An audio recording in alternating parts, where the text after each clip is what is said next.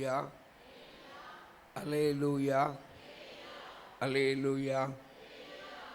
தேவன் நம் மத்தியிலே பெரியவராயிருக்கிறார். உங்களோடு கூட தேவனை நோக்கி பார்க்க, தேவனை ஆராதிக்க, தேவன் தந்த கிருபைக்காக நான் தேவனுக்கு நன்றி சொல்லுகிறேன். அன்போடு கூட அழைத்த நம்முடைய போதகர் அவர்களுக்கும் இயேசுவின் நாமத்தில் வாழ்த்துக்களை நன்றியும் தெரிவிக்கிறேன்.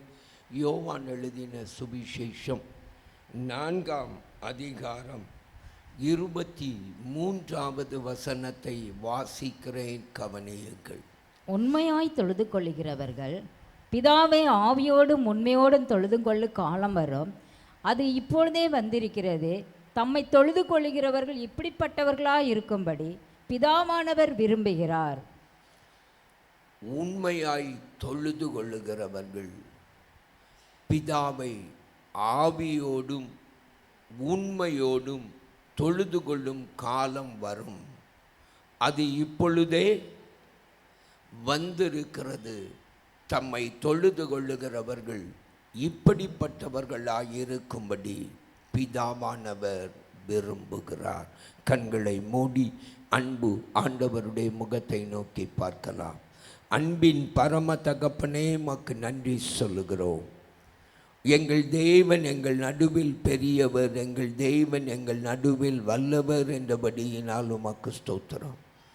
என்னோடும் எங்களோடும் கூட பேசுகிறவராய் நீர் வெளிப்பட்டிருக்கிறதற்காய் ஸ்தோத்திரம், வெளிப்படுகிறதற்காய் ஸ்தோத்திரம்.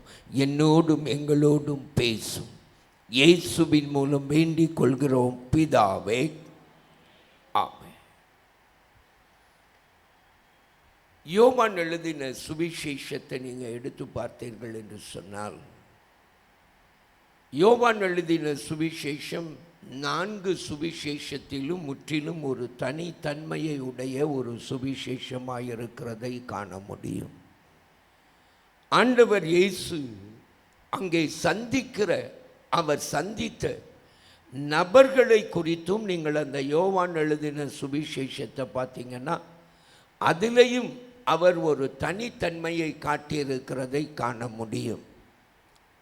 தம்பி போலோ திரும்ப பார்ப்போம், நேராக உட்காரு பார்ப்போம்.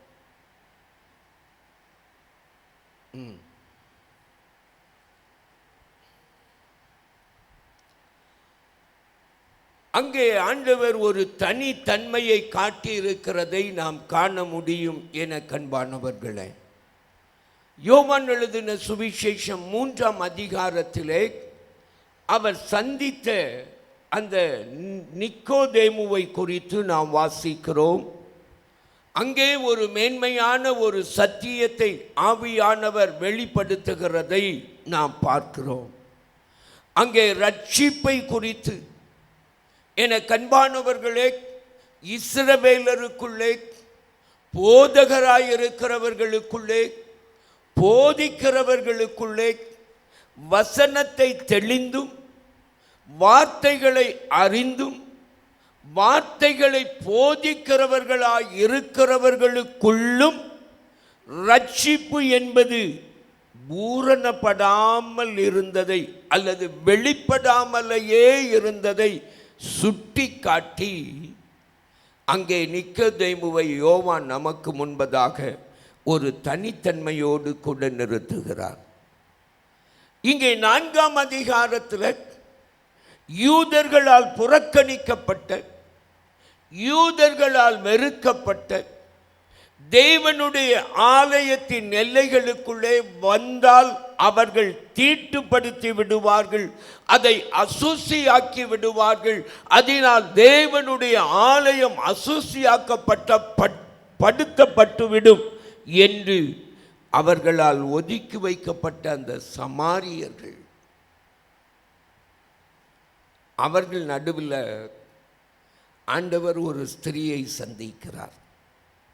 இந்த நிக்கோதேமுவை குறித்தும் இந்த சமாரிய ஸ்திரியை குறித்தும் இன்னும் ஏன் இந்த யோவான் எழுதின சுவிசேஷத்தில் அவர் இப்படி சுட்டி காட்டி கொண்டு வருகிற அந்த தனி நபர்களை இயேசு எத்தனை கரிசனை உள்ளவராய் திரள் கூட்டத்தை சந்திக்கிறதில் அவருக்கு இருந்த அந்த கரிசனை சற்றேனும் தனி நபர்களை சந்திக்கிறதில் குறைந்து போகவில்லை என்கிறதை அங்கே சுட்டி காட்டும் வண்ணமாய் அவர் சொல்லிக்கொண்டே வருகிற தொடர்ந்து நீங்க 5ஆம் அதிகாரத்தில் பார்க்கலாம், 9ஆம் அதிகாரத்தில் பார்க்கலாம், 8ஆம் அதிகாரத்தில் பார்க்கலாம். இப்படி ஒவ்வொரு அதிகாரத்திலும் அவர் சந்திக்கிற அந்த தனி நபர்கள் மூலம் அவர் வெளிப்படுத்துகிற சத்தியத்தை நாம் பார்க்கிறோம். அதில் இந்த 4ஆம் அதிகாரத்தில் அந்த சமாரிய ஸ்திரீயின் மூலம் ஆலயத்திற்கு வருவதற்கு, ஆலயத்தின் பிரகாரங்களை மிதிப்பதற்கு, ஆலயத்தின் எல்லைகளுக்குள்ளே, தேவாலயத்தின் எல்லைக்குள்ளே வருவதற்கு தகுதியற்றவர்கள் என்று எண்ணப்பட்டவர்கள் மூலம் ஆண்டவர் ஒரு சத்தியத்தை வெளிப்படுத்துகிறார். ஆராதனையின் மகிமை. சீஷர்களுக்கு பகிர்ந்து கொள்ளாத ஒன்றை, சீஷர்களிடத்தில் சொல்லாத ஒன்றை ஆண்டவர் யாரிடத்தில் சொல்லுகிறார்? இந்த சமாரிய ஸ்திரீயினிடத்தில் சொல்லுகிறார். அதைத்தான் நம்ம வாசித்தோம். பிதாவை தொழுது கொள்ளுகிறவர்கள் ஆவியோடும் உண்மையோடும் தொழுது கொள்ள வேண்டும். பிதாவை தொழுது கொள்ளுகிறவர்கள் அவரை எங்கும் தொழுது கொள்ள வேண்டும். அந்த காலம் இப்பொழுதே வந்திருக்கிறது. ஆராதனையின் மகிமையை ஆண்டவர் அந்த சமாரிய ஸ்திரீயினிடத்தில் ஆண்டவர் வெளிப்படுத்தி கற்றுக் கொடுத்திருக்கிறத வேதம் நமக்கு சொல்லுகிறது.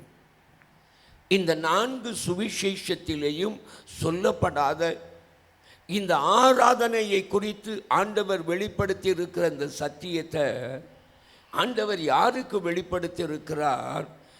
யூதர்கள் ஒதுக்கி வைத்த சமாரிய ஸ்திரீக்கு மட்டுமல்ல, சமாரியர்களும் புறக்கணித்து வைத்த அந்த சமாரிய ஸ்திரீக்கு. அப்போ இதிலிருந்து என்ன தெரியுதுன்னா, ஆண்டவர் ஆராதிக்கிறதற்கு ஒருவரையும் தகுதி இல்லாதவர்கள் என்று புறக்கணித்து விடவில்லை. அவரை ஆராதிக்கிறதற்கு ஒருவேளை யூத மார்க்கம், தேவாலயத்தின் சட்டத்திட்டம், இப்படி இன்னாரெல்லாம் உள்ளே வர தகுதியற்றவர்கள்.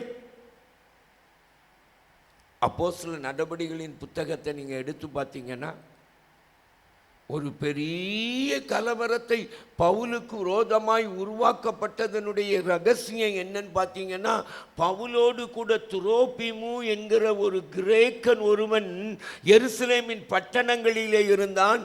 அந்த எருசலேமின் பட்டணங்களின் வீதிகளிலே காணப்பட்டவன் பவுல் தேவாலயத்திற்குள்ளே வந்த பொழுது அவனை அழைத்து கொண்டு வந்திருப்பான் என்று யூகித்துதான் பவுலுக்கு விரோதமாய் எழும்பினார்கள்.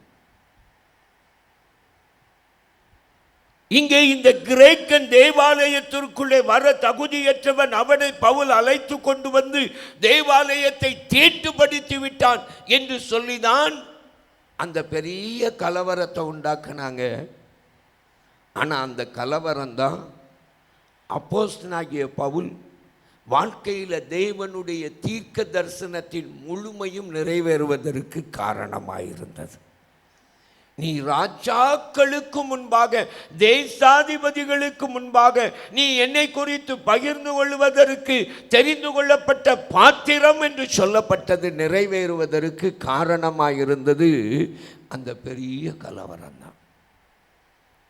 அப்போஸ்தலனாகிய பவுலுடைய ஊழியத்தை 3 மிஷனரி பிரயாணங்கள் என்று சொல்லுவார்கள். இந்த 3 மிஷனரி பிரயாணங்களும் இந்த எருசலேமுக்கு அவர் கடந்து வருகிறதற்கு முன்பதாகவே முடிந்து விட்டது.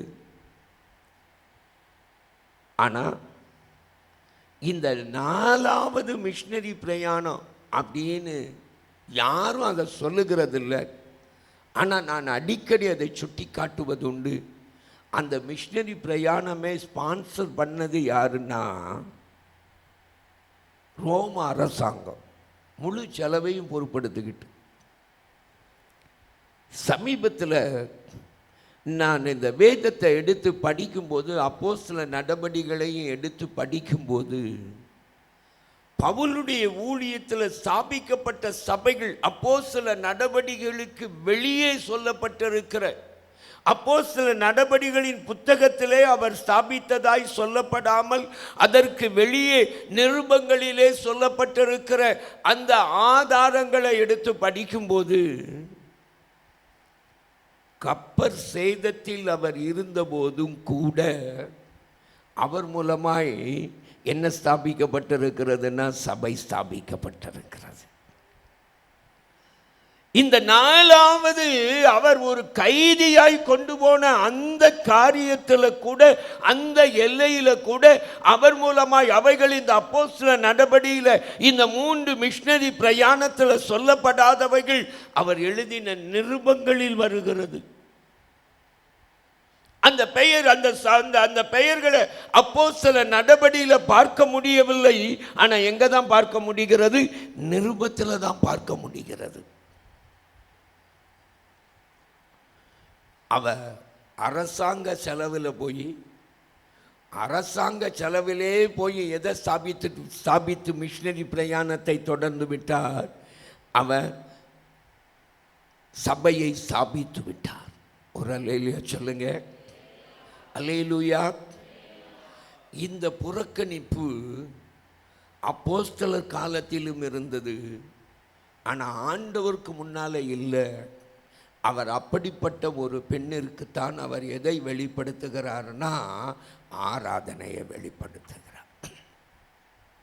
இன்னமும் சொல்ல போனால் யூத மார்க்கத்தில் பெண்களை ஒரு லிமிட்டில் தான் ஆராதனைக்குள்ள தேவாலயத்தில் வைத்திருந்தார்கள். பாடகர் குழுவில் பெண்கள் இருந்தார்கள். லேவியர்களுக்குள்ளே இசை வாசிக்கிறவர்களுக்குள்ளே பெண்கள் இருந்தாலும் அவர்கள் வரக்கூடிய எல்லையை நிர்மாணித்து இம்மட்டும் வா மிஞ்சி வராதேன்னு தடுத்து வைத்திருந்தார்கள். ஆனால் ஆண்டவர் ஆராதனை மகிமையை யாருக்கு தான் வெளிப்படுத்துகிறார்? சீஷர்களுக்கு வெளிப்படுத்தாம சமாரிய ஸ்திரீ என்கிற அந்த பெண்ணுக்கு தான் அவர் வெளிப்படுத்துகிறார். ஒரு அல்லேலூயா சொல்லுங்க. அல்லேலூயா. இந்த ஆராதனை மகிமையை தேவன் வெளிப்படுத்துகிற இந்த காரியத்தில் ஒன்றை தெரிந்து கொள்ள முடிகிறது. என்னிடத்தில் வருகிற ஒருவரையும் அவர் புறம்பே, அவரிடத்தில் வருகிற ஒருவரையும் அவர் புறம்பே தள்ளுகிறதில்லை. எல்லாரும் தேவனுக்கு முன்பதாக ஆராதிக்கிறதற்கு என்ன பெற்றவர்கள் தான். சத்தமா சொல்லுங்க, சத்தமா சொல்லுங்க. உங்களுக்கு தான் ரொம்ப சந்தோஷம் வரணும். எப்போவாவது உங்களை சப்போர்ட் பண்ணி பேசுவேன், இப்போ சப்போர்ட் பண்ணி பேசுகிறேன். ஒரு அல்லேலூயா சொல்லுங்க. அல்லேலூயா, அல்லேலூயா. இங்க பாருங்க, ஆண்டவர் இந்த ஒரு மகிமையை ஆண்டவர் எங்கே வெளிப்படுத்துகிறார்? இந்த ஸ்திரீக்கு வெளிப்படுத்துகிறார். அவரை ஆராதிக்கிறவர்கள் ஆவியோடும் ஆராதிக்கணும், உண்மையோடு ஆராதிக்கணும். இன்னைக்கு உலகத்தில் 2 வகையான ஆராதனை இருக்குது. உண்மையான ஆராதனைன்னு ஒரு ஆராதனை இருக்குது, இன்னொரு ஆராதனை இருக்குது ஆவிக்குரிய ஆராதனைன்னு ஒரு ஆராதனை இருக்குது. ஆனால் ரெண்டையுமே தனியாக பிரித்து வச்சிருக்கிறாங்க. ஆனால் பிரித்து வைக்கக்கூடாது. ரெண்டுமே ஒட்டி கொள்ளும்போது தான் அங்கே என்ன உண்டாகிறதுன்னா தேவன் விரும்புகிற, தேவன் எதிர்பார்க்கிற ஆராதனை உருவாகிறது. ஆவியற்ற உண்மையும் உண்மையற்ற ஆவியும் தேவனால் அங்கீகரிக்கப்படுவதில்லை. ஆவியோடு ஆராதிக்க மட்டும் தேவன் நம்மை அழைக்கவில்லை. எப்படி ஆராதிக்க அழைத்திருக்கிறார்? உண்மையோடும் ஆராதிக்க அழைத்திருக்கிறார். என கண்பானவர்களே, வேதம் சொல்லுகிறது, கர்த்தருடைய உண்மையோ தலைமுறை தலைமுறைக்கும் என்றென்றைக்கும் உள்ளது. 100ஆம் சங்கீதம் அதை சொல்லுகிறது. கர்த்தருடைய உண்மையோ தலைமுறை தலைமுறைக்கும் என்றென்றைக்கும் உள்ளது. தெய்வனுடைய ராஜ்யத்தில் நம்ம போய் நிற்கும் பொழுது நமக்கு ஒரே ஒரு பட்டமளிப்பு தான் கொடுக்கப்பட போகிறது. என்ன பட்டங்களை இந்த உலகத்தில் வாங்கியிருந்தாலும் பரலோகத்தில் போய் ஒரே ஒரு பட்டத்தை தான் பெற்றுக்கொள்ள போகிறோம். அது என்ன பட்டம்னா உண்மையும். இந்த உண்மையும் உத்தமமும் பரலோக ராஜ்யத்தின் வாசல்ல போய் நிற்கும் வர காத்துக்கொள்ள நம்ம மறந்து போனோம்னா, அதை காத்து கொள்ளுவதிலே தவறி போனோம்னா எங்கே பிரவேசிக்க முடியாதுன்னா தேவனுடைய ராஜ்யத்தின் எல்லைக்குள்ளே பிரவேசிக்க முடியாது. அதே உண்மையை தான் ஆண்டவர் எங்கேயும் எதிர்பார்க்கிறார் என்றால் அவர் ஆராதனையிலும் எதிர்பார்க்கிறார். என கண்பானவர்களே, இந்த ஆராதனை ஏதோ ஒரு நாள் ஞாயிற்றுக்கிழமை வந்து வாரத்தின் முதலாவது நாளில், இது எந்த நாள் இல்லை, இது எந்த நாள் இல்லை, ஓய்வு நாள் இல்லை. நிறைய பேர் ஓய்வு நாள் ஓய்வு நாள்னு சொல்கிறோம். இது ஓய்வு நாள் கிடையாது. It is not Sabbath. சாபத்னா அது சனிக்கிழமை. என்ன, ஓய்வு நாள் கிடையாது. இது எந்த நாள்? கர்த்தருடைய நாள், வாரத்தின் முதலாவது நாள், கர்த்தர் உயிர்த்தெழுந்த நாள். இந்த உயிர்த்தெழுந்த நாளில் ஆதி திருச்சபை ஆராதித்தத, தேவனை தேடினத வேதம் நமக்கு சான்று பகருகிறது. அதை திருச்சபையானது தன்னகமாக்கி இருக்கிறது. இந்த வாரத்தில் முதலாவது நாளில், கர்த்தருடைய நாளில் மட்டும் நம்ம வந்து ஆண்டவரை சபையில் முன்னால் நின்று ஒருவர் ஆராதிக்க வழி நடத்துகிற அந்த நேரத்தில் மட்டும் அறகுறையா மனதை அங்கே கொஞ்சம் பாய விட்டுட்டு மீதி நேரத்தில் ஏதோ கொஞ்சம் ஆராதித்து விட்டு போவதற்கு தேவன் நம்மை அழைக்கவில்லை. தேவன் நம்மை தேடுகிறது. உலகம் நம்மை அடையாளப்படுத்த விரும்புகிறது. எப்படி என்று சொன்னால், தானியேலின் புத்தகம் 6ஆம் அதிகாரத்திற்கு நம்முடைய வேதத்தை திருப்பினோன்னா, அங்கே ராஜா தானியேலை குறித்து சொல்லுகிறார். தானியேலே, ஜீவனுள்ள தேவனுடைய தாசனே, நீ இடைவிடாமல் ஆராதிக்கிற உன் தேவன் உன்னை சிங்கங்களின் வாய்க்கு தப்புவிக்க. பாருங்க, 20வது வசனம். அங்க 6ஆம் அதிகாரம் 20வது வசனத்தில் அவர் சொல்லுகிறார், தானியேலே, ஜீவனுள்ள தேவனுடைய தாசனே, நீ இடைவிடாமல். ஆனால் நம்ம அடிக்கடி தானியேலை குறித்து தானியேலின் ஜெபம் அப்படின்னு சொல்லி நம்ம பேசுகிறதுலாம் என்னதுன்னா, 6ஆம் அதிகாரம் 10வது வசனம். அவன் வாசிங்க, 6:10. தானியேலோ வென்றால் அந்த பத்திரத்துக்கு கையெழுத்து வைக்கப்பட்டதென்று அறிந்த போதிலும் தன் வீட்டுக்குள்ளே போய் தன் மேல் அறையிலே எருசலேமுக்கு நேராக பல கனிகள் திறந்திருக்க அங்கே தான் முன் செய்து வந்தபடியே தினம் 3 வேளையும் இந்த இதைத்தான் நம்ம முக்கியத்துவப்படுத்தி தானியேலோடு கூட இசைத்து, தானியேலோடு கூட இணைத்து நம்ம பேசுகிறோம். அவர் தினம் 3 வேளை அவர் ஜெபம் பண்ணினார். அந்தி, சந்தி, மத்தியானம். இது யூதருடைய ஜெப வேளை. இந்த 3 வேளையும் அவர் ஜெபம் பண்ணினார்னு. ஆனா அங்கிருந்து ஒருவர் பார்த்து கொண்டே இருக்கிறார். யாருன்னா, அந்நிய தேசத்து ராஜாவாகிய தரியு. தானியேலை கவனிச்சா, தானியேல் எப்படி ஆராதிக்கிறார்னா, இடைவிடாமல். ஒரு நாளைக்கு 3 நேரம் இல்லை தானியேல். ஆனால் அந்த புறஜாதி மனுஷனுக்கு முன்பதாக, அந்த ராஜாவுக்கு முன்பதாக தானியேல் வெளிப்பட்ட விதம் எப்படின்னா, அவர் இடைவிடாமல் ஆராதிக்கிறார். ஆண்டவர் நம்ம எப்படி ஆராதிக்க அழைக்கிறார்னா, வாரத்தில் ஒரு நாள் ஆராதிக்க அழைக்கல. எப்படி அழைக்கிறார்னா, இடைவிடாமல் ஆராதிக்க அழைக்கிறார். இடைவிடாமல் ஆராதிக்கிற ஆராதனை. ஆராதனையை குறித்த இந்த வெளிப்பாடு யாருக்குள்ள இருந்ததுன்னா, மோசைக்குள்ள தெளிவாய் இருந்தது. ஆகையினாலதான் ஆண்டவர் மோசைக்கு ஆராதனையின் மாதிரியை கொடுத்து அவர் சொன்னார், இந்த மாதிரியின்படியே செய்ய நீ கவனமாயிரு. ஆராதனைக்கு விரோதமாக எழும்பின ஒரு பார்வோன், அந்த பார்வோன் ஆராதிக்கிறதற்கு அவன் கொடுத்த சான்சஸ், அவன் ஆராதிக்கிறதற்கு நிறைய வழிகளெல்லாம் கொடுத்தான். இப்படி இப்படி ஆராதிங்க, இந்தந்த மாதிரி ஆராதிங்க. ஆராதிக்கவே விட மாட்டேன்னா நீங்கள் சோம்பலாய் இருக்கிறீர்கள், ஆகையினால தான் நீங்க தொழுது கொள்ள வேண்டும் என்று சொல்லுகிறீர்கள். வேலை செய்ய போங்க. இன்னைக்கு உலகம் இதைத்தான் சொல்லுகிறது, சோம்பலாய் இருக்கிறீர்கள். எனக்கு ஒரு நல்ல ஒரு டாக்டர் ஒருவரை தெரியும். அந்த டாக்டர் ஆராதனைக்கு 9 மணினா என்னைய மாதிரி லேட்டாக வரமாட்டார். 6:30 மணிக்கு அடித்து பிறண்டு ஓடி எங்கே வரமாட்டார். அவர் 5:30 மணி ஆராதனைக்கு, 5:30 மணி ஆராதனைனா 5:25க்கு உள்ளே இருப்பார். Is a busy doctor. Is a surgeon, famous surgeon. கிளினிக்கே கிடையாது அவருக்கு, ஆஸ்பத்திரியே கிடையாது.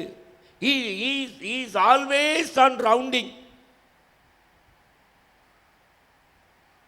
ஆனால் ஆலயத்துக்கு மட்டும் கரெக்டாக 5 நிமிஷத்துக்கு முன்னால் இருப்பார். காணிக்கையை போட்டுட்டு கிளம்பிட மாட்டார். ஆராதனையில் ஆசீர்வாத ஜெபம் முடியும் வரை இருப்பார். அவர் தனியாகவும் வரமாட்டார் ஆராதனைக்கு. அவரும் அவருடைய மனைவியும் சேர்ந்து தான் வருவாங்க. நான் ஒரு பக்கம், என் மனைவி இன்னொரு பக்கம். எப்பவும் முழுவதும் ஆராதனையில் பங்கு கொள்ளுவார். அந்த டாக்டரோடு கூட ஒரு நாள் பேசி கொண்டிருந்தேன். எப்படி டாக்டர் இவ்வளவு கரெக்டாக பங்க்சுவாலிட்டியாக கரைப்பிடிக்கிங்கன்னு. அவர் சொன்னார், மீதி 6 நாளும் நான் தொந்தரவு இல்லாமல் வேலை பார்க்கணுன்னா என் மனைவிக்கு நான் அவளோட கூட ஆராதனைக்கு முன்னால் ஒரு 5 நிமிஷத்துக்கு முன்னாலேயாவது உள்ளே போய் உட்கார்ந்துடணும், முடியும் வர இருக்கணும். எல்லாம் முடிஞ்ச பிறகுதான் புறப்படணும். இதை மட்டும் நான் செய்துட்டேன்னா மீதி 6 நாளும் அவள் என்னைய தொந்தரவு பண்ண மாட்டான். இதை நான் செய்யலைன்னா என்னை 6 நாள் நிம்மதியாக இருக்க விட மாட்டான். மற்றபடி எனக்கு பெரிய நம்பிக்கையெல்லாம் கிடையாது. Prayer is lazy man's excuse. ஜெபம் சோம்பேறி சொல்ற சாக்கு போக்கு, அவ்வளவுதான் நான் நம்புறது.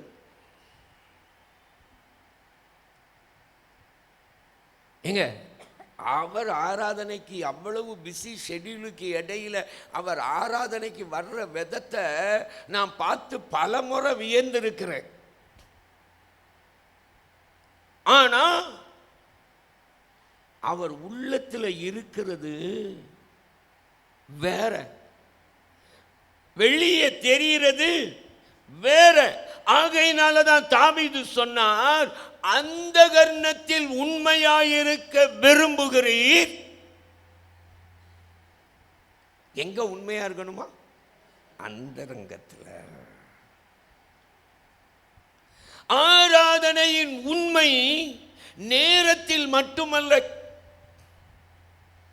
எதிலையும் இருக்கு, என்னுடைய அந்தரங்க ஜீவிதத்திலும் இருக்கிறது. அந்த அந்தரங்க ஜீவிதமும் யார ஆராதிக்கணும்? உண்மையோட தேவனை ஆராதிக்கணும். என்னுடைய அந்தரங்க ஜீவிதமும்.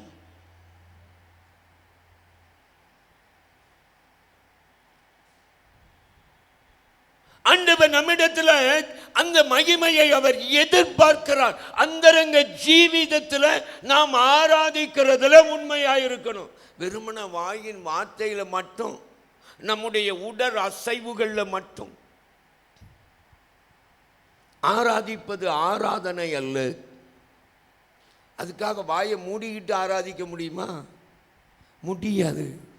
வேதம் சொல்லுகிறது, கம்பீர சத்தத்தோடும் ஆர்ப்பரிப்போடும். வேதம் இதற்கெல்லாம் இடம் தருகிறது. கம்பீர சத்தத்திற்கு, ஆனந்த சத்தத்திற்கு. ஆர்ப்பரிப்பிற்கு ஆரவாரத்தோடும். ஆர்ப்பரிப்புக்கு மேல போயிட்டாரு. எப்படி ஆராதிக்கணுமா? ஆரவாரத்தோடும். ஏன்னா அவரை எப்படி நம்ம சேவிக்கணுமா? ஆவியோடும் உண்மையோடு மாத்திரமல்ல, எப்படி முழு பலத்தோடும் முழு ஆத்மாவோடும் முழு சரீரத்தோடும் முழு உள்ளத்தோடும். அப்ப ஆராதனையில ஆவி மட்டும் இசையல, ஆத்மா மட்டும் இணையல, எதுவும் இணைகிறது, சரீரமும் இணைகிறது.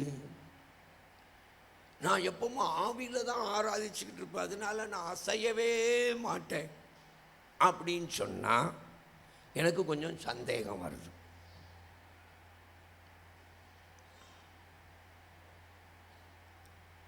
சரீரமும் தேவனை ஆராதிக்கணும். ஆகையினாலதான் நாம் இந்த வார்த்தைகளை எல்லாம் வேதத்தில் பார்க்கிறோம். சிலர் பாருங்க, என்ன ஆராதிச்சாலும் அவங்க எப்படி இருப்பாங்கன்னா, அடிச்சு வச்ச சிலையோ. இந்த கோல்டன் பீச்சில் ஒருவர் நிப்பார், அவரை சிரிக்க வச்சுட்டா பணம் அப்படின்னு நிறுத்தி இருப்பாங்க. இப்ப நிக்காரா இல்லையோ எனக்கு தெரியல. நான் சொல்றதெல்லாம் கிட்டத்தட்ட ஒரு 20 வருஷத்துக்கு முன்னால நான் பார்த்தது. இப்பவும் அவர் நிக்காரோ என்னவோ தெரியல. அவரை சிரிக்க வைக்க முடியாது. எல்லாரும் நின்று முயற்சி பண்ணி பார்ப்பாங்க. ஆனாலும் அவரை என்ன செய்ய முடியாது, சிரிக்க வைக்க முடியாது. அத மாதிரி என்ன சொல்லுங்க, ஆராதனை நடத்துறவங்க இவங்க எசஞ்சே கொடுக்க மாட்டாங்க, அசஞ்சே கொடுக்க மாட்டாங்க. அப்படிப்பட்ட ஆட்கள் எல்லாம் ஐடென்டிஃபை பண்ணி வச்சிருப்பாங்க முன்னால நின்று ஆராதனை நடத்துறவங்க. அவங்ககிட்ட கேட்டா தெரியும், என்கிட்ட கேட்டா தெரியாது. என்கிட்ட கேட்டால் எது தெரியும்னா, யாரெல்லாம் பிரசங்கம் கேட்கும்போது தியானத்தோட 2 கண்ணையும் மூடி இருப்பாங்கங்கிறது மட்டும் தெரியும். அதைத்தான் நாங்கள் ஐடென்டிஃபை பண்ணி வைப்போம். ஆனால் ஆராதனை நடத்துகிறவங்க இவங்களெல்லாம் ஐடென்டிஃபை பண்ணி வச்சிருப்பாங்க. இப்படி இருக்கிறதுக்கு வேதம் உங்களையும் என்னையும் அழைக்கல. முழு சரீரத்தோடையும் யார் ஆராதிக்கணும்? தேவனை. ஆனால் அந்தரங்கத்தில் என்ன இருக்கணும்? உண்மை இருக்கணும். அப்பதான் ஆண்டவர் எதை தெரியப்படுத்துவாராம்? ஞானத்தை தெரியப்படுத்துவேன். உண்மையோடு ஆராதிக்கிற ஆராதனையில் என்ன வெளிப்படும்னா, தேவ ஞானம் வெளிப்படும். அப்ப நம்ம எப்படி தேவனை ஆராதிக்கணும்னா, தேவனுடைய ஞானம் நமக்கு வெளிப்படுற மாதிரி. சிலர் எவ்வளவு ஆராதிச்சுட்டும் கடைசியில் வந்து உட்கார்ந்துக்கிட்டு இருப்பாங்க. எனக்கு இதில் என்ன பண்ணணுன்னே தெரியலையே, ஒரே கன்ஃபியூஷனாக இருக்கு, ஒரே குழப்பமாக இருக்கு. அப்போ அந்த ஆராதனையில் உண்மை சரியாக வெளிப்பட்டு இருந்துச்சுன்னா அதில் என்ன வெளிப்பட்டு இருக்கும்? தேவனுடைய ஞானம். தேவனுடைய ஞானம் அங்கே வெளிப்பட்டு இருக்கும். உங்களுடைய குழப்பங்களுக்கெல்லாம் தீர்வை தருகிறதா இருக்கும் அந்த தெய்வீக ஞானம்.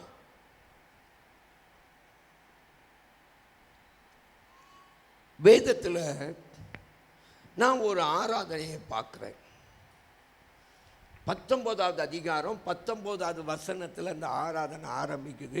நான் ரொம்ப ஈஸியாக இருக்கிறதுக்காக இப்படி நினைவு வச்சிருக்கிறேன். அது 1 சாமுவேலின் புத்தகத்துக்கு நீங்கள் உங்கள் வேதத்தை திருப்பினீங்கன்னா அங்கே அந்த ஆராதனையை பார்க்கலாம். 1 சாமுவேலின் புத்தகம் 19வது அதிகாரம் 19வது வசனம் பார்த்தீங்கன்னா, அங்கு தாவீது ராமாவுக்கு அடுத்த நாயோதிலே இருக்கிறான் என்று சவுலுக்கு அறிவிக்கப்பட்டது. இப்ப சவுல் என்ன செய்கிறான்?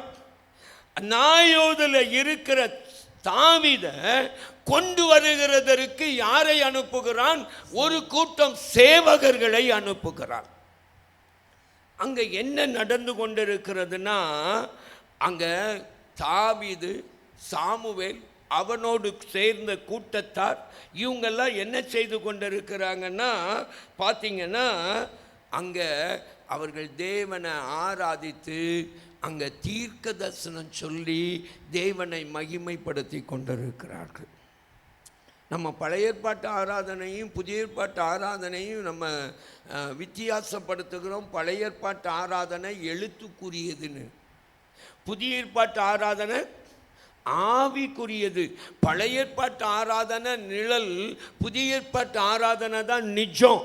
அப்படிலாம் வித்தியாசப்படுத்துகிறோம். சில எல்லைகளில் பார்த்தீங்கன்னா பழைய ஏற்பாட்டு ஆராதனை புதிய ஏற்பாட்டு ஆராதனையை காட்டிலும் எப்படி இருக்கு? நிஜமாக இருக்கு.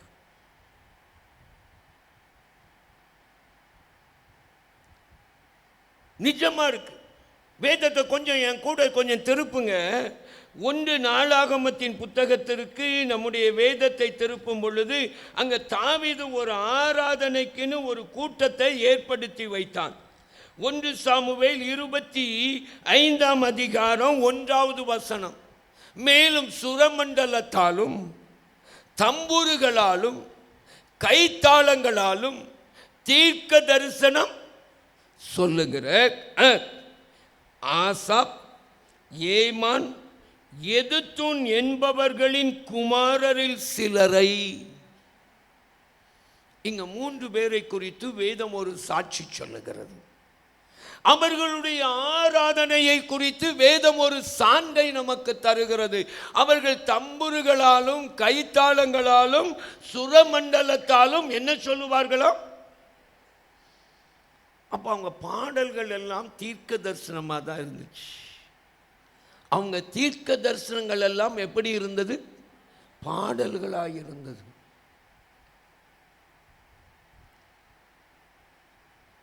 அதான் சங்கீத புஸ்தகம் பாடல் புத்தகமாக மட்டும் இல்லாமல் ஒரு சிறந்த தீர்க்க தரிசன புத்தகமாக இருக்கிறது. வேதத்தில் வேறு எந்த எல்லையிலும் வெளிப்படுத்தப்படாத கிறிஸ்துவை குறித்த அநேக சத்தியங்கள் சங்கீதத்தில் வெளிப்படுத்தப்பட்டிருக்கிறது.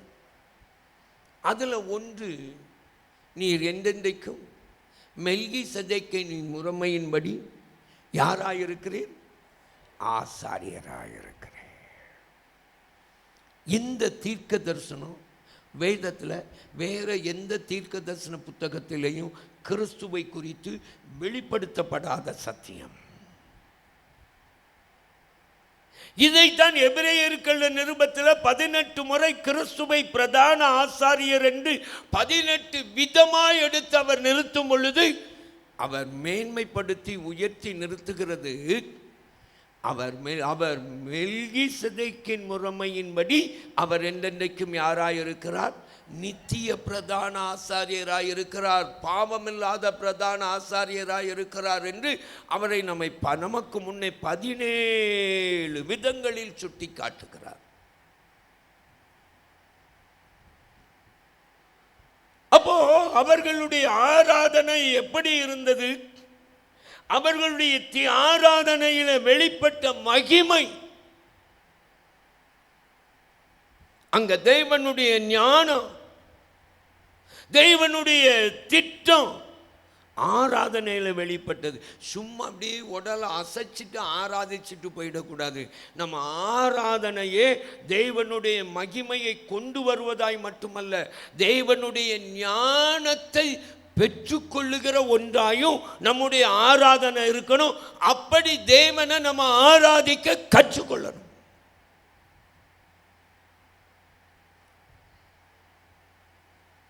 இங்க அவங்க ஆராதிக்கிறாங்க.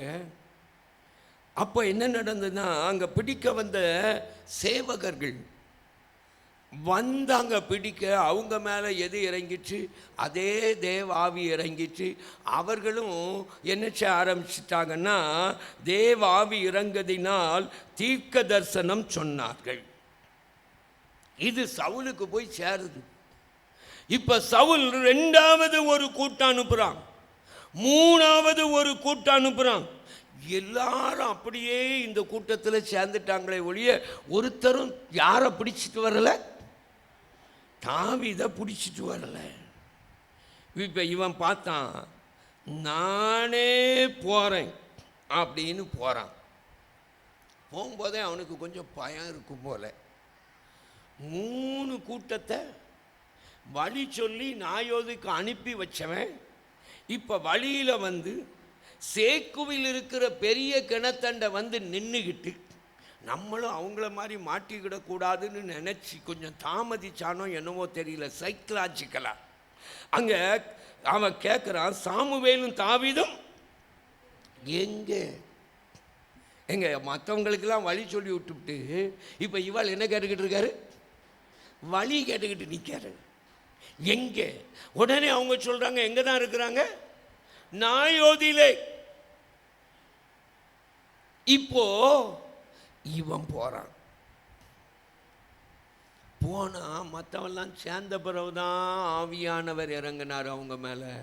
இவன் வழியில் போகும்போதே ஆவியானவர் இறங்கினதுனால இவன் நடந்து கொண்டே தீர்க்க தரிசனம் சொல்லிக்கொண்டே நடந்து வந்து அவன் ராஜாங்கிற மகிமையை அவன் களைந்து, அந்த ராஜ வஸ்திரத்தை களைந்து, அவன் வஸ்திரம் இல்லாது என்று சொன்னால் அவன் வஸ்திரம் இல்லாமன்னா ராஜ வஸ்திரத்தை களைந்து, ராஜ வஸ்திரத்துக்குள்ள வேற சாதாரண வஸ்திரம் இருக்கும், ஆசாரிய வஸ்திரத்துக்குள்ள வேறு உள்ள சாதாரண வஸ்திரம் இருக்கும். அந்த ராஜ வஸ்திரத்தை களைந்து அவன் மற்றவர்களைப் போல சாதாரண மனிதனாய் அவன் மாறி தேவனை ஆராதித்து விழுந்து கிடக்கிறான். இங்கே மறுபடியும் சவுலை குறித்து ஒரு வார்த்தை சொல்லப்படுகிறது. அவன் அபிஷேகிக்கப்படும் பொழுது சொல்லப்பட்ட வார்த்தை, சவுலும் தீர்க்கதரிசிகளில் ஒருவனோ. ஆராதனை எப்படி மாற்றுது பார்த்தீங்களா? சாதாரண மனிதர்களிலும் தேவ ஞானம் வெளிப்பட செய்கிறது ஆராதனை. ஆராதனைங்கிறது சாதாரணதல்ல. தேவன் இந்த ஆராதனையை தேவ சபைக்கு, தேவ ஜனத்திற்கு, தேவ பிள்ளைகளுக்கு தந்திருப்பது சாதாரணமாய் ஆண்டவர் தரல. It is not a schedule in our service. ஆராதனைன்னு ஒன்று இருக்கணுங்க. எதில்? ஞாயிற்றுக்கிழமை ஆராதனையில் there must be a time of worship அப்படின்னு ஒன்று இருக்கணும். அப்படிங்கிறதுக்கு ஆண்டவர் உங்களுக்கும் எனக்கும் இந்த ஆராதனையை தரல. It is not a schedule. இது சாதாரண மனிதர்களை தேவ ஞானத்துக்கு நேரே, தேவனுடைய வெளிப்பாட்டிற்கு நேரே, தேவனுடைய அறிவிற்கு நேரே நடத்துகிறது. நம்ம என்ன நினைக்கிறோன்னா, ஆண்டவர் தம்முடையவைகளை அவர் பெரிய பெரிய ஆட்களுக்கு தான் வெளிப்படுத்துவார்னு. இல்லை, சாதாரண மனிதர்களிலும் ஞானத்தை வெளிப்படுத்துகிற ஒன்றுதான் எது? ஆராதனை. இந்த ஆராதனையில் இந்த ஞானம் வெளிப்படுவதற்கு தேவன் எதிர்பார்ப்பது ஆவியை மட்டுமல்ல. எதை? உண்மையை. உண்மையை மட்டுமல்ல, ஆவியை.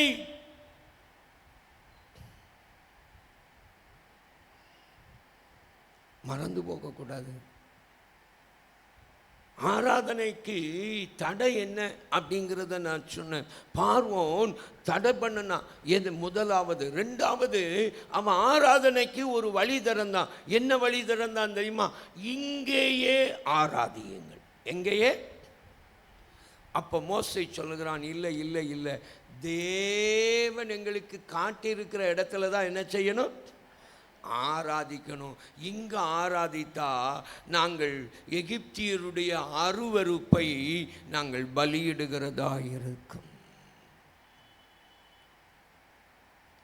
அப்போ ஆராதனையில் எவைகள் அகற்றப்படணும்னா அருவருப்புகள் அகற்றப்பட வேண்டும். அருவருப்புகளோடு ஆராதிக்க முடியாது.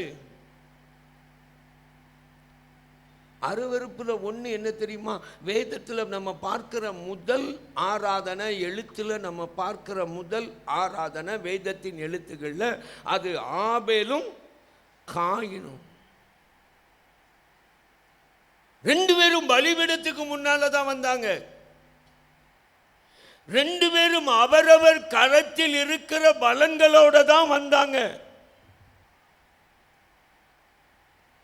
ஆனா வேதத்தில் எபிரேய நிருபத்தை ஆக்கியோன் எழுதும் பொழுது சொல்லுகிறார், காயின் செலுத்தின பலியிலும் மேன்மையான பலியை விசுவாசத்தினாலே யார் செலுத்தினான்? ஆபேல் செலுத்தினான். அவன் மரித்தும், அவன் மரித்ததே எதுக்கு தான் மரித்தான்? இரத்த சாட்சியா? உண்மையா ஆண்டவரை ஆராதிச்சதுக்கு தான். அவன் இரத்த சாட்சியாய் மரித்ததே ஆராதனையில உண்மையாய் இருந்ததற்கு தான். தேவனுக்கு உகந்த ஆராதனை பண்ணினதுக்கு தான். ஆராதனையே எதோட தான் முடியுது? இரத்த சாட்சி மரணத்தோட தான் முதல் ஆராதனையே முடிகிறது.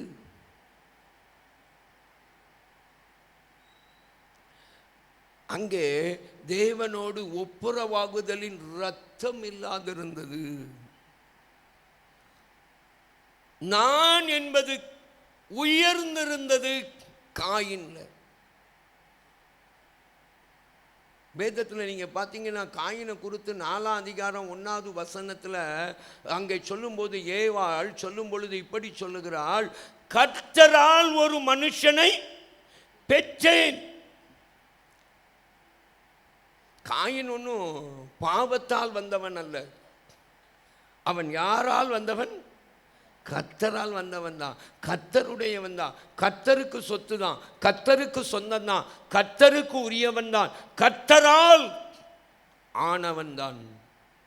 ஆனால் அந்த கர்த்தரால் ஆனவனுக்குள்ள என்ன இருந்ததுன்னா சுயம் என்கிற ஆணவம் இருந்தது. நான் என்கிற ஆணவம் இருந்தது. ஆராதனையே எதை தான் நமக்கு சுட்டி காட்டுகிறதுனா சுயத்தை அழிக்கிறத தான் வேதம் சுட்டி காட்டுது. நம்ம ஒரு பாட்டு அடிக்கடி பாடுவோம், சுயம் என்னில் சாம்பலாய் மாற சுத்தாவி அனல் மூட்டும், ஜெயம் பெற்று மாமிசம் மாய தேவா அருள் செய்குவி. இது ஆராதனை. முதல் ஆராதனை நமக்கு கற்றுத்தருவது. காயினுடைய ஆராதனை அங்கீகரிக்கப்படாததற்கு காரணம் தேவ சார்பல்ல. என்ன சார்பு? சுய சார்பு. ஆராதனை சுயத்தை சாகடிக்கிற இடம். ஆகையினால தான் 12ஆம் அதிகாரத்தில் அவர் ரோமரில் அவர் சொல்லும் பொழுது இந்த ஆராதனையை குறித்து அவர் சொல்லும்போது சொல்லுகிறார், உங்கள் சரீரங்களை ஜீவபலியாக. ஆராதனைக்கு இன்னைக்கு முக்கியமா இருக்கிறது இசை. ஆராதனைக்கு இசை இல்லாம ஆராதிக்க முடியாது என்கிற சூழல், ஒரு மைண்ட் செட்டப் இன்னைக்கு உருவாயிடுச்சு. பெஸ்ட் ஆராதனைன்னா அதுக்கு எல்லா வகையான இசைக்கருவியும் இருக்கணும். எல்லா வகையான இசைக்கருவியோட ஆராதனை நடத்துகிற ஒருவர் வந்துட்டாருன்னா நம்ம எல்லாரும் பரலோகமே இறங்கி வந்த மாதிரி பார்க்கும். ஆனால் ஆராதனைக்கு முக்கியம் இசைக்கருவிகள் அல்ல. வேதம் ஆராதனையில் இசையை பிரிக்கவில்லை, இணைக்கிறது. அதற்கு வேதத்தில் ஏராளமான ஆதாரங்கள் இருக்கிறது. யாழோடும் தீங்குழலோடும், 10 நரம்பு, வீணை, சுரமண்டலம், இதெல்லாம் ஆராதனையோடு இசைக்கப்பட்டது, இணைக்கப்பட்டது. ஆனால் இது எல்லாத்துக்கும் மேல பிரதானமானது ஆராதனைக்கு பலிபீடம். நீங்க பலிபீடத்துக்கு முன்னால வராம நீங்க வேற எந்த பீடத்துக்கு முன்னால நின்று ஆராதிச்சாலும் அந்த ஆராதனை என் தேவனால் அங்கீகரிக்கப்படாதது. இன்னைக்கு பலிபீடத்தை மறக்கிற ஒரு கூட்டம், மறந்த ஒரு கூட்டம் தேவ ஜனத்துக்குள்ளே பெருகி கொண்டிருக்கிறது. இந்த 12வது அதிகாரம் ரோமர் 12:1 நமக்கு சுட்டி காட்டுவது எதை? பலிபீடத்தை ஜீவ பலியாக. நம்ம பாடுவோம், பலியாக காணிக்கையாக படைக்கிறேனே உமக்காகன்னு பாடுவோம். பாடுறதோட இருந்துடக்கூடாது. எங்க வரணும்? பலிபீடத்துக்கு முன்னால வரணும். பலிபீடத்துக்கு முன்னால வரணும். ஆராதனை நமக்குள்ளே உருவாக்குகிற முதல் அனுபவமே எதல்ல? இசை அல்ல, பலிபீடத்தில் அர்ப்பணிக்கிறது.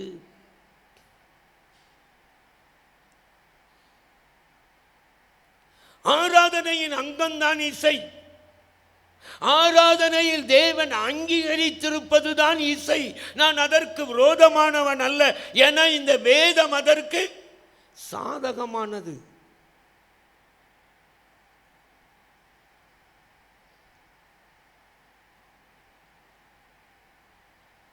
கொட்டடிச்சாலும் ஏசைதான். இது வாசி என்ன இப்போ இங்கே இருக்கிறது எல்லாத்தையும் வாசித்தாலும் ஏசைதான். ஒரு காலம் கொட்டடிச்சு மட்டும்தான் ஆராதிச்சாங்க. இப்போ இப்படி ஒன்றொன்னா என்ன செய்திருக்கு? இப்படி வந்திருக்கு. இவ்வளவு பெரிய எலக்ட்ரானிக் கீபோர்டு வர்றதுக்கு முன்னால் வந்த கீபோர்டு இவ்வளோதான் இருந்துச்சு. அதை ஒரு ஹேண்ட்பேக்கில் தூக்கி போட்டுக்கிட்டு என்ன செய்திடலாம்? கொண்டு போயிடலாம். நான் கல்லூரியில் படித்து கொண்டு இருக்கும்போது என் கூட வருவார் பாஸ்டர் எடிசன். அவர்கிட்ட அந்த கீபோர்டு இருந்துச்சு இவ்வளோண்டு. அவர் தான் எஸ்ஸை வாசிப்பார். அவர் தான். இந்த கீபோர்டை பார்க்கறதுக்கு நாங்கள் போகிற கன்வென்ஷனில் பெருங்கூட்டம் வரும். இது எப்படி, இது எப்படி, இது எப்படி? எனக்கும் அதை பார்த்து ஆச்சரியமாக இருக்கும். இத்தனோண்டு பொடி டப்பாக்குள்ள என்னெல்லாம் வந்திருக்குன்னு. இப்போ அது என்ன செய்துட்டு பெருகிக்கிட்டே வருது. இங்கே நிறைய இன்ஸ்ட்ருமெண்ட்டு பெருசு பெருசாக இருந்தது. எலக்ட்ரானிக்கு வளர வளர வளர என்ன செய்துட்டு சிறுசாயிட்டு. இது மட்டும் வளர வளர வளர்ந்துக்கிட்டே இருக்கு. எனக்கு விளக்க மாட்டேங்குது. தலைகீழ் வளர்ச்சி. மற்றதெல்லாம் சிறுசாகுது. பெரிய பெரிய கம்ப்யூட்டர் வச்சாங்க, இப்போ என்னதாயிட்டு. ஆனால் இது மட்டும் பெருசாகுது. இன்னும் இதை காட்டிலும் பெருசாக இருக்கு. தூக்க முடியாத வெயிட்டுக்கெல்லாம் என்ன செய்யுது இருக்கு. இசைய நான் வேண்டான்னு சொல்லலை. ஏன்னா என் வேதம் சொல்லலை. அதை வேதம் இசையை இசைத்து தான் பார்க்கிறது ஆராதனையோடு. ஆனால் ஆராதனை மகிமை எங்கே ஆரம்பிக்கிறதுனா பலிபீடத்தில் ஆரம்பிக்கிறது. பலிபீடம் இல்லாத ஒரு ஆராதனையை என் தேவன் என்ன செய்வதில்லை. அதான் முத வேதம் சொல்லுகிற காரியம். முதல் ஆராதனையில் அந்த பலிபீடத்திற்கு முன்னே வந்து நின்ற காயின் அவன் தன் சுயத்தை பலியிட தேவனுடைய கரத்தில் கொடுக்கவில்லை, தன்னுடையதை தான் கொடுத்தான். அதுதான் தேவனுடைய பார்வையில் அருவருப்பாய் மாறிவிட்டது. அதுதான் தேவனுடைய பார்வையில் அருவருப்பாய் மாறிவிட்டது. கடைசியில் சொல்லுகிறான், ஒவ்வொரு படிப்படியாக யாத்ராமத்தில் படிச்சிங்கன்னா கடைசியில் சொல்லுகிறான், அங்கே மோசே ஒரு குளமும் பின்வைக்கப்படுவதில்லை. நாங்கள் மட்டும் ஆராதிக்க போகலை. இல்லை, நீங்கள் எல்லாரும் போய் ஆராதிச்சுட்டு வாங்க. உங்கள் பொருள் எல்லாம் எங்கே இருக்கட்டும்? இங்கே இருக்கட்டும். நீங்கள் இங்கே சர்ச்சில் ஆராதிக்கும் போது உங்கள் வீட்டில் உள்ள எதுவும் ஆராதிக்கணும்.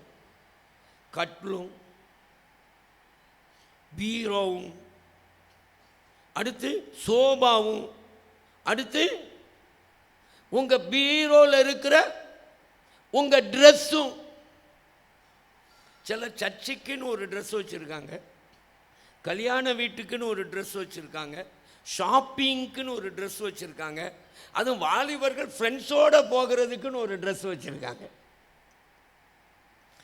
இங்கே இடைவிடாமல் ஆராதித்த தானியேல் இப்படி இருந்திருக்க மாட்டான்னு நினைக்கேன். அவன் எல்லா இடத்துலையும் எப்படி இருந்திருப்பான்? உங்களை உலகம் எல்லாத்துலேயும் ஒன்று போல பார்க்கணும். ஒரு அல்லேலூயா சொல்லுங்க. அல்லேலூயா, அல்லேலூயா.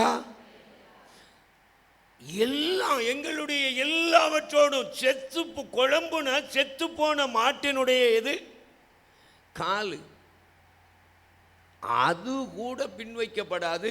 அவைகளும் ஆராதிக்கணும். அப்போ உங்கள் ஆராதனை இங்கே நீங்கள் தேவனை ஆராதிக்கும் போது உங்கள் வீட்டில் உள்ள எல்லாமே யாரை ஆராதிக்கிறதா இருக்கணும்? உங்கள் கிச்சனும் ஆராதிக்கணும், உங்களுடைய ஆஃபீஸ் டேபிளும் ஆராதிக்கணும்.